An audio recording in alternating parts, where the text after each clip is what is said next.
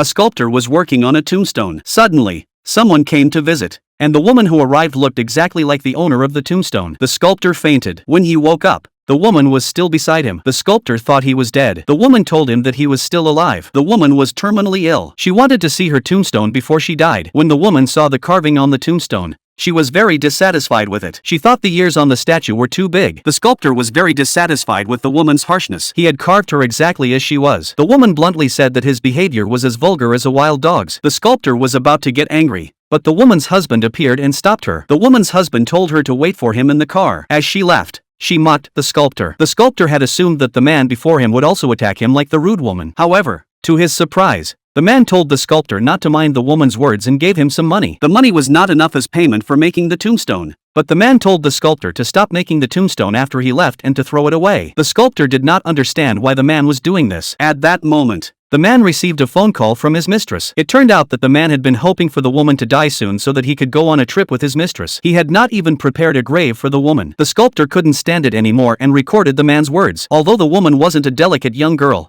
she shouldn't have been treated this way. The sculptor went to the woman's car, and she was still angry about what had just happened. But the sculptor ignored her mockery and showed her the video he had just recorded. The woman was very upset and couldn't breathe. This scared the sculptor. The woman asked the sculptor to take her away from there. The sculptor hurriedly drove off, leaving the woman's husband behind. The sculptor had originally planned to take the woman to the hospital, but she refused to go, as she only had a week left to live. She grabbed the steering wheel and drove the car to a deserted island. The only bridge connecting the island was broken, and there was no cell phone signal on the island. They had no choice but to stay on the island until the rain stopped.